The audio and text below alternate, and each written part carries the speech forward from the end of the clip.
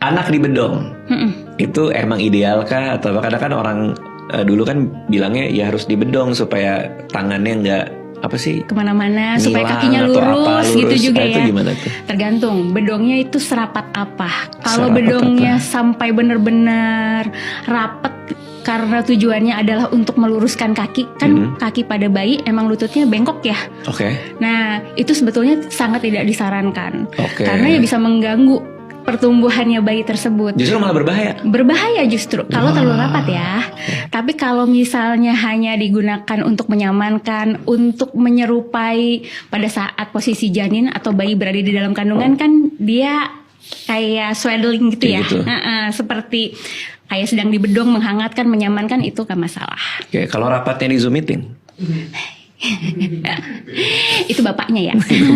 Dokter Meta juga pernah sharing soal teh itu tidak mengandung nutrisi yang dibutuhin anak. Betul. Ya artinya gimana tuh?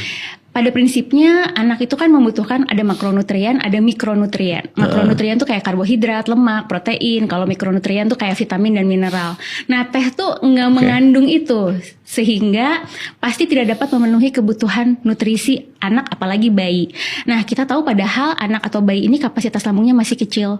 Pada saat dia mengkonsumsi teh yang kandungan gizinya sebetulnya nggak dibutuh-butuhin, yang benar-benar dia butuhkan justru jadinya nggak masuk karena udah kenyang duluan. Oke.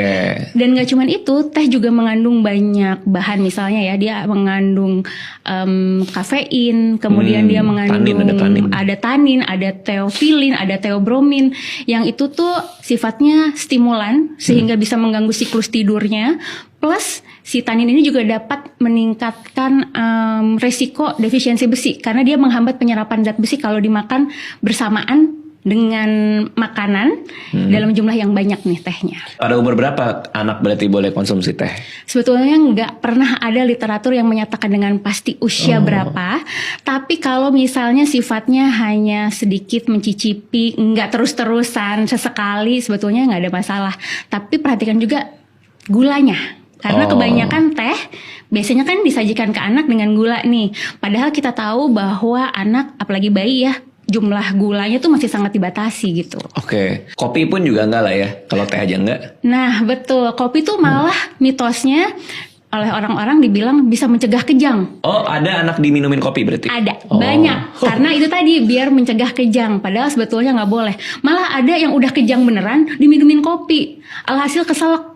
Kan pada saat kejang dia nggak sadar nih, langsung orang tuanya sibuk minumin kopi, malah jadi tersedak masuk ke paru-paru. Itu nggak ada hubungannya, nggak ada bukti ilmiahnya, dan ya sama juga seperti teh, dia juga